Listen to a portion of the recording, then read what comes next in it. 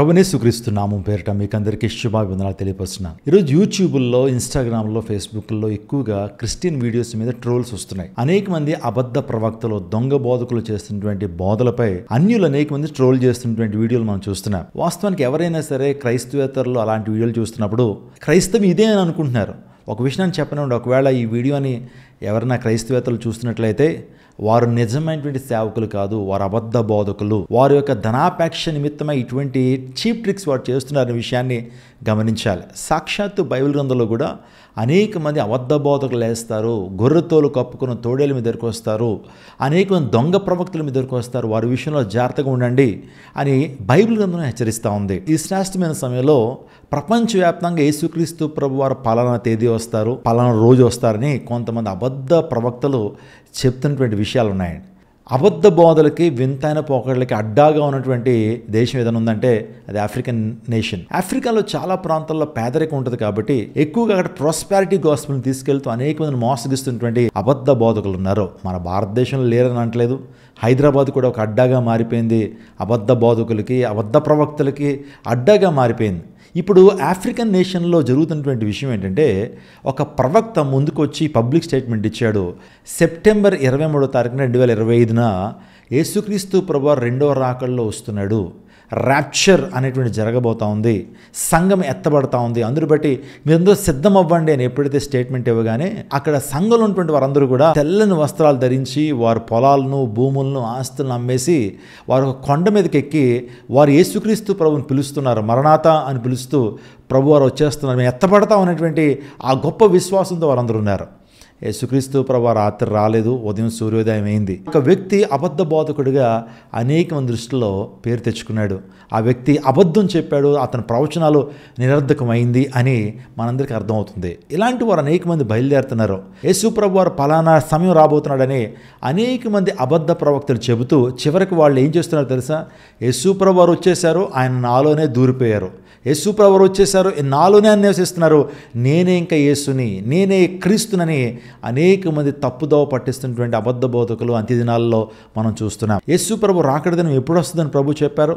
మీరు మత్తయి సువార్త 24వ అధ్యాయాన్ని జాగ్రత్తగా చదివితే యేసుక్రీస్తు ప్రభు శిష్యులు అడిగారు, యుగ సమాప్తికి సూచనలు ఏంటయ్యా, ఆ దినం ఎప్పుడు వస్తుందనంటే ఆ యొక్క మహాదినానికి ముందున్నటువంటి సూచనలు చెప్పాడు. అక్కడక్కడ భూకంపాలు కలుగుతాయి, కరువులు సంభవిస్తాయి, ప్రజల్లో అక్రమం విస్తరించేత ప్రేమ చల్లారిపోతుంది, ఈ సత్య సువార్త సకల జనులకు సాక్షాత్కరమైన వినిపించబడుతుంది అని చాలా విషయాలు ఆయన చెప్పుకుంటూ వచ్చి ఆ దినం గురించి తండ్రికి మాత్రమే తెలుసని మత్తయి సువార్త 24:36 ప్రభు మాట్లాడు. అయితే ఆ దినము గూర్చియు ఆ గడియ గూర్చియు తండ్రి తప్ప ఏ మనుషుడైనను, పరలోకమున దూతలైనను, కుమారుడైనను ఎరుగరు. మనుషులకు తెలియదు, దేవదూతలకు తెలియదు, ఆయన కుమారుడు యేసుక్రీస్తు ప్రభు వారికి తెలియదని ఆయన ఆ దినం గురించి చెప్పలేదండి. ఆయనకు తెలిసినా సరే ఆయన దాటేసేసాడు. ఎందుకు మాట చెప్పానంటే ఆ దినము దొంగవలే ఉంటుందని తెస్సలోనిక రాసిన పత్రిక 5:2 రాయబడింది. ప్రభు దినము దొంగవలే ఉంటుంది అంటే యేసు ప్రభు రాకడ దినం ఎలా ఉంటుందంటే చెప్పిరాడు ఆయన. దొంగ ఎవరైనా ఇంటికి వెళ్ళాడంటే ముందు ఫోన్ చేసి వెళ్తాడా? రహస్యంగానే వెళ్తాడు.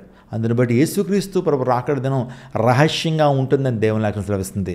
మరి అనేక మంది ఈ రోజున ప్రవక్తలు బయలుదేరి ఆ రోజు వస్తాడు, ఈ రోజు వస్తాడు, మాకు కనిపించి చెప్పాడని చెప్పి ఇలాంటి కళ్ళబొల్లి మాటలు చెప్పి సంఘాన్ని పాడు చేసిన అబద్ధ బోధకులు తయారవుతున్నారు. జాగ్రత్త. ఈ రోజున అనేక మంది గొర్రెతోలు కప్పుకున్న తోడేళ్ళు బయలుదేరుతున్నారు. నేను ప్రవక్త అని చెప్పుకుంటారు, చెప్పిన ప్రవచనాలని కూడా అబద్ధ ప్రవచనాలే. ప్రజల యొక్క మానసిక స్థితిని ఆధారం చేసుకుని ప్రజలను మోసగిస్తున్నటువంటి అబద్ధ బోధకులు ఉన్నారు. వారినే ఈ రోజున ట్రోల్ చేస్తున్నారు. వారినే ఈ రోజున యూట్యూబ్లో, ఇన్స్టాగ్రాముల్లో మీమ్స్ వేసి ట్రోల్ చేస్తున్నారు. ఎంత భయంకరమైన బోధ చేస్తున్నారంటే సభ్య సమాజం తలదించుకునేటువంటి కార్యాలు స్టేజ్ మీద చేస్తూ యేసయ్య నామానికి అవమానం తీసుకొస్తున్నారు. మిమ్మల్ని బట్టే కదా నామం అన్యజనుల మధ్య దూషణ పాలవుతుందని ప్రభు మాట్లాడాడు. వారు చేస్తున్న చీప్ ట్రిక్స్ ద్వారా, వారు చేస్తున్న భయంకరమైన కృత్యాల ద్వారానే క్రైస్తవం ఈరోజు అబాసు పాలు అవుతుంది అంటలో ఏ విధమైన సందేహం లేదు. మీకు అందరికీ ఒక డౌట్ రావచ్చు, పాస్టర్ గారు మేము మంచి ప్రవక్తల్ని, మంచి సేవకుల్ని ఎలా రికగ్నైజ్ చేయగలం? మాకెవరో అర్థం కావట్లేదు. అబద్ధ బోధకులు ఎవరో, అబద్ధ సేవకులు ఎవరో, అబద్ధ క్రీస్తులు ఎవరో మాకు అర్థం కావట్లేదని అన్ని బోధలు ఒకలాగే అనిపిస్తున్నాయి. యూట్యూబ్ ఆన్ చేస్తే రకరకాల బోధలు వస్తున్నాయి. ఏ బోధను మేము నమ్మాలండి? ఏది సత్యమైన బోధ అంటే 3 పరీక్షలు మనం పెట్టాలండి. ఒకటి ఏంటంటే ప్రవక్త పరీక్ష. ప్రవక్త పరీక్ష. అసలు నిజంగా అతను ప్రవక్త కాదా? అతను చెప్పిన ప్రవచనాలు నిజంగా నెరవేర్చబడుతున్నాయా లేవా? అతను చెప్పిన ప్రవచనాల్లో నిజంగా ఆ క్లారిటీ ఎంత అనేటువంటిది ఆలోచన చేసి ఆ వ్యక్తిని నమ్మాలి. మీరు ద్వితీయోపదేశకాండం 18:22 మాట రాయబడింది, ప్రభువు నామమున దేవుని నామమున ఎవరన్నా ప్రవచనం చెప్పాడా ఆ ప్రవచనం తప్పనిసరిగా జరిగి తీరాలి.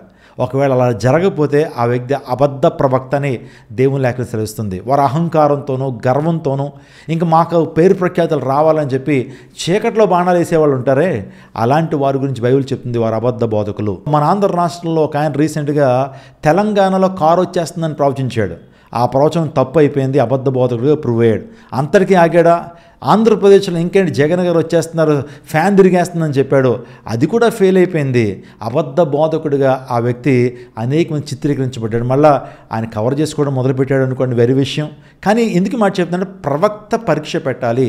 ఆ ప్రవక్త చెప్పినటువంటి నిజంగా జరుగుతున్నాయా లేవా? చీకట్లో బాణాలు వేయడం కాదు. ఒక స్త్రీ గర్భవతి అయినప్పుడు ఆడా మగ అని చెప్పడం పెద్ద గొప్ప విషయం కాదు. అయితే ఆడవుతుంది, లేకపోతే మగపిల్లడు అవుతాడు. అలాంటి ప్రవచనాలు కాదు. ప్రవచనాలు బైబిల్ గ్రంథంలో యెషయా, ఇర్మియా, జకరియా ఇంకా అనేక మంది ప్రవక్తలు క్లారిటీతో చెప్పారు. వారు చెప్పిన ప్రవచనాలు నెరవేర్చబడ్డాయి. కాబట్టి అంత్య దినాల్లో అబద్ధ ప్రవక్తలను ఎలా కనుగొనొచ్చు అంటే ఆ ప్రవక్తలకి ప్రవక్త పరీక్ష పెట్టాలి. రెండోదిగా ప్రవక్తకి వాక్యపు పరీక్ష పెట్టాలి. వాక్యపు పరీక్ష. వారు వాక్యాన్ని ఎలా చెప్తున్నారు, ధర్మశాస్త్రం ఎలాగా చెబుతున్నారు, ప్రాస్పెరిటీ గాస్పెల్ చెప్తున్నారా, వాక్యాన్ని వాక్యంగా చెప్తున్నారా, లేకపోతే ప్రజలను మోసగించేటువంటి మాటలు చెప్తున్నారా, వాక్యంలో ఉన్నటువంటి పాప ఖండింపు గురించి, రక్షణ గురించి, మారు మనసు గురించి, పరిశుద్ధాత్మ నింపుదల గురించి, రెండవ రాకడ గురించినటువంటి అంశాలు చెప్తున్నారా? ప్రభు దగ్గరకు వస్తే నీ జీవితం మారిపోద్ది, నీ కథ మారిపోతుంది, నీ జీవితంలో గొప్ప అద్భుతాలను పొందుకుంటామని మోసం చేసేటువంటి మాటలు చెప్తున్నారా? మీరు పరీక్షించాలి. దేవుని లేఖనం చెప్తుంది యెషయా గ్రంథం 8:20 ధర్మశాస్త్రమును ప్రమాణ వాక్యమును విచారించుడి, ఈ వాక్య ప్రకారం వారు బోధించిన యెడల వారికి అరుణోదయము కలగదు. అంటే దేవుని లేఖనాలు ఏదైతే చెప్తున్నా అపోస్తల బోధ ప్రకారం వారు చెప్పకపోతే వారికి అరుణోదయం కూడా కలగదు. ఈ వాక్య ప్రకారం బోధించిన యెడల వారికి అరుణోదయం కూడా కలగదు, వారు అబద్ధ బోధకులని యెషయా ద్వారా దేవుడు మాట్లాడుతున్నాడు. ఇంక మూడో పరీక్ష ఏంటి తెలుసా? ఫలాల పరీక్ష. వారిలో నిజంగా ఫలాలు ఉన్నాయా? మారు మనసుకు తగిన ఫలం వారిలో ఉందా? నీతి ఫలం వారిలో ఉందా? ఆత్మఫలం ఉందా? వెలుగు ఫలం ఉందా? వాస్తవానికి ఆత్మఫలం గురించి ఆలోచన చేస్తున్నప్పుడు గలతీ 5:22 చదువుతాం, ప్రేమ, సంతోషము, సమాధానము, దీర్ఘశాంతము, దయాళుత్వము, ఆశా నిగ్రహం, ఇలాంటివి మనం చూస్తున్నామే. విశ్వాసం, ఇవి ఆ ఫలాలు. వారిలో ఫలాలు ఉన్నాయా? వారిలో వెలుగు ఫలం ఉందా? నీతి ఫలం ఉందా? వారిలో మారు మనసుకు తగిన ఫలాలు ఉన్నాయా? ఒకవేళ లేకపోతే వారు నిజమైనటువంటి దేవుని సేవకులు కాదు, వారు నిజమైనటువంటి ప్రవక్తలు కాదు, వారు దేవుని చేత ఎంపిక చేయమైనటువంటి సేవకులు కాదు, వారు గొర్రె తోలు కప్పుకున్న తోడేళ్లే. మనం చూస్తున్నప్పుడు యేసుక్రీస్తు ప్రభువు చెప్పాడు, గొర్రె తోలు కప్పుకున్న తోడేళ్ళ మీద దగ్గరికి వస్తారు, వారి ఫలములను బట్టి మీరు వారిని రికగ్నైజ్ చేయొచ్చు అంటాడు. నిజమే. ఈరోజు బోధకుల ఫలాలు ఎలా ఉంటున్నాయి? ఒకవేళ వాళ్ళ ఫలాలు బాగాలేదా, ఫలాలు వాక్యానుసారంగా లేనప్పుడు వారు అబద్ధ బోధకులు అవుతారు. తస్మాత్ జాగ్రత్త. అంత్యదినాల్లో సాతానుగాడి యొక్క మరొక రూపం, సాతాను యొక్క త్రిత్వం ఉంది. ఆ త్రిత్వంలో అబద్ధికుడు, అబద్ధ బోధకుడు అనేటువంటి విషయాన్ని మీకు జ్ఞాపకం చేస్తున్నాను. ఏర్పరచబడిన వాడిని సైతం మోసం చేస్తూ వాని సత్యం నుంచి బయటికి తీసుకువెళ్ళిపోతున్నాడు అపవాది. జాగ్రత్త. అంత్యదినాల్లో, కడవరి దినాల్లో బిలాము బోధలు ఉన్నాయి, నికోలాయితులు బోధలు ఉన్నాయి, యెజబెలు బోధలు ఉన్నాయి అన్నాడు. జాగ్రత్త. కాబట్టి ఇలాంటి అనేక మంది ప్రవక్తలు యేసు ప్రభువు ఆ రోజు వస్తాడు, ఈ రోజు వస్తాడు, నాకు కనిపించి చెప్పాడు, నాకు దర్శనంలో చూపించి చెప్పాడంటే నమ్మద్దు. దయచేసి క్రీస్తు ప్రభు దైవత్వాన్ని ఒప్పుకున్నటువంటి ఏ వ్యక్తిని కూడా మీరు నమ్మద్దు. వారిని కనీసం ఇంట్లోకి రానివద్దు. వారి ఫలాలను బట్టి ఐడెంటిఫై చేయండి. సత్యాన్ని వెంబడించండి, సత్య సేవకులను వెంబడించండి. మీ జీవితంలో శాంతి, సమాధానాన్ని, నిత్య జీవాన్ని పొందుకుంటారు. ఒక గుడ్డివాడు మరో గుడ్డివాడికి ఏనాడు త్రోవ చూపడు.